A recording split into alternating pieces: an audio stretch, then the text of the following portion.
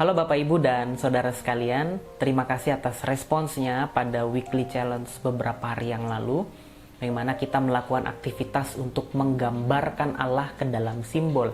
Ketika kita melihat gambar atau simbol itu, maka hati dan pikiran kita akan terarah kepada Allah, akan menyimpulkan Allah berdasarkan simbol itu. Karena beberapa minggu yang lalu atau beberapa hari yang lalu, saya dan Yuri pernah membahas bagaimana Allah itu selalu mewujud dalam bentuk yang dapat kita pahami, seperti simbol yang Bapak Ibu gambarkan di WhatsApp grup yang Bapak Ibu kirimkan. Bagaimana Allah digambarkan seperti api, dia mewujud dalam api. Roh Kudus digambarkan seperti Roh Kudus, dia mewujud dalam bentuk burung merpati, turun dan menyertai kehidupan kita.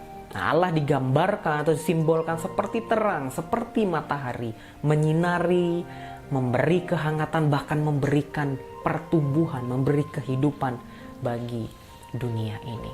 Nah, hal ini adalah semacam latihan bagi kita untuk mengingat, kemudian mengenang Allah di dalam kehidupan kita. Mengingat dan mengenang Allah adalah hal yang penting bagi saya. Setiap hari mesti kita lakukan agar hati dan pikiran kita setiap saat terarah kepada Allah.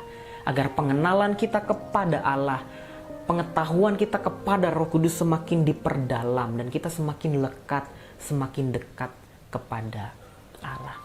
Nah, Allah selalu bekerja di dalam pengalaman manusia. Allah selalu bekerja di dalam sejarah manusia.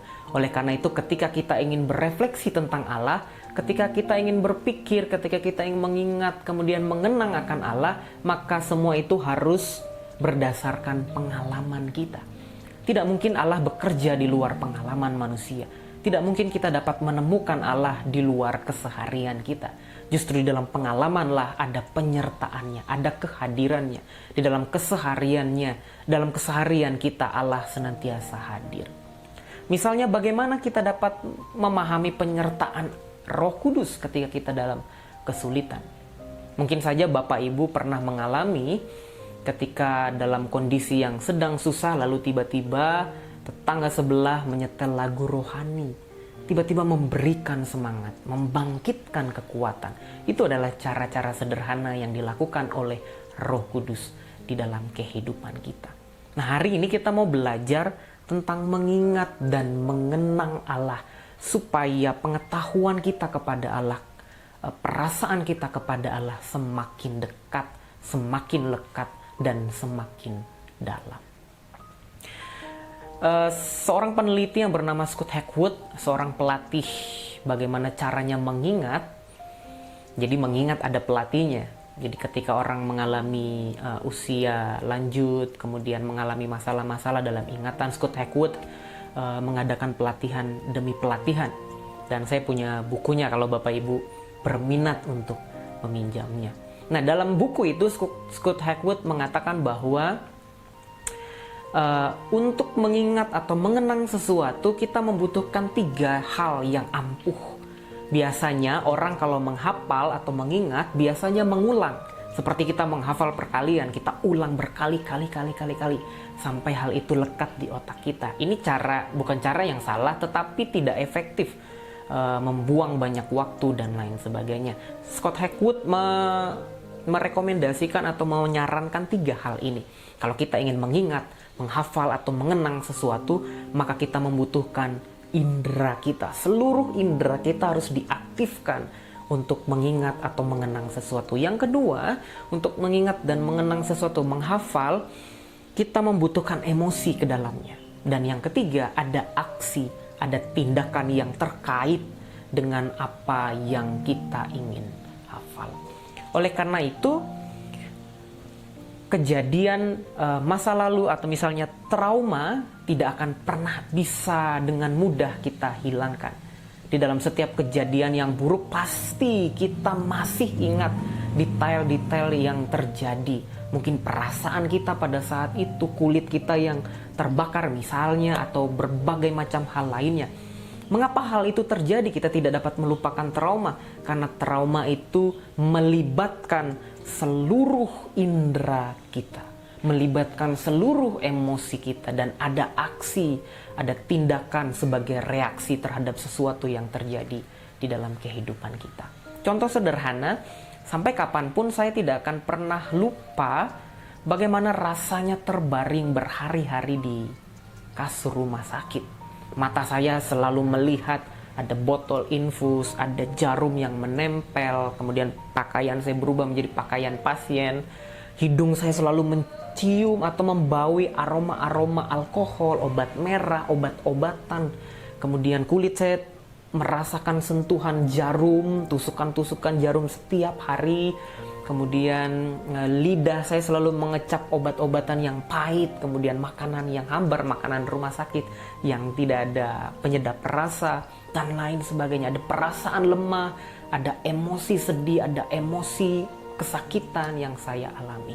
Ada reaksi-reaksi, ada aksi tubuh, tindakan-tindakan tubuh sebagai reaksi terhadap situasi yang saya alami. Dan sampai kapanpun saya tidak akan pernah melupakan rasanya berada di rumah sakit, karena itu melibatkan seluruh emosi, perasaan, indera, dan tindakan atau aksi yang melekat di dalam tubuh saya. Bapak Ibu juga pernah mengalami, mungkin saja pernah mengalami trauma atau kejadian yang kurang mengenakan, dan saya yakin pasti masih ingat kejadian detailnya.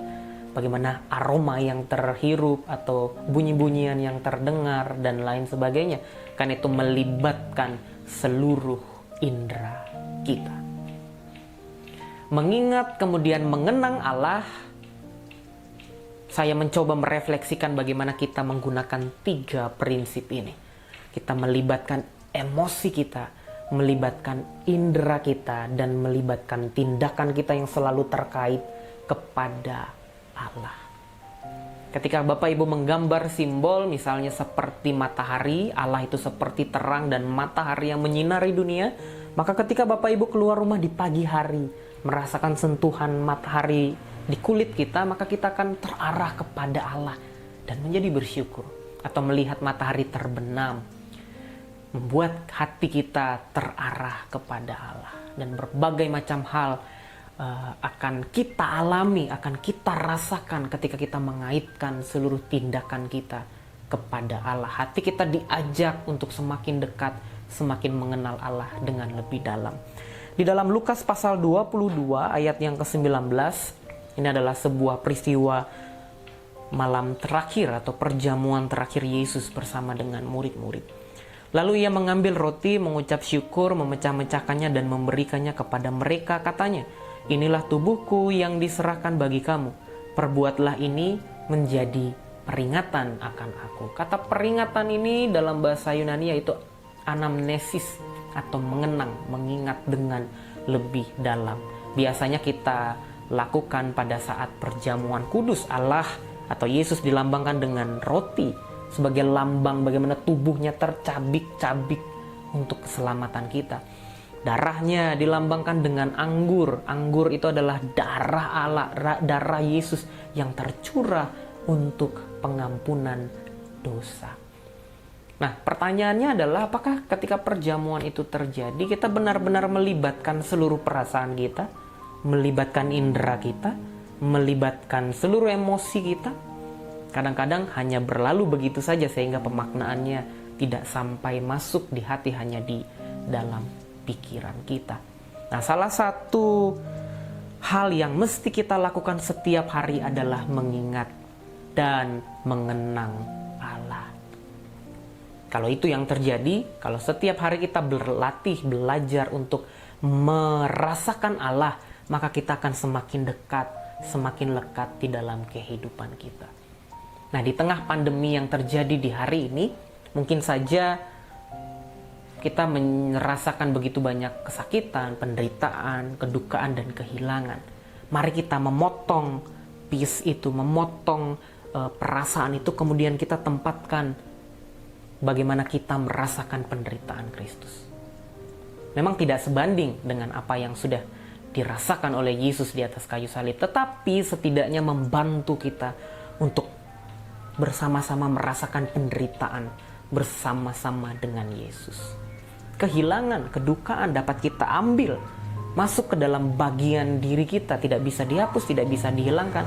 Kita hanya bisa mengambilnya, kemudian menjadikan itu sebagai cara kita untuk mengaitkannya pada penderitaan Kristus. Tidak sebanding, sekali lagi, tetapi setidaknya membantu kita untuk merefleksikan bahwa kita sedang menderita bersama dengan Yesus.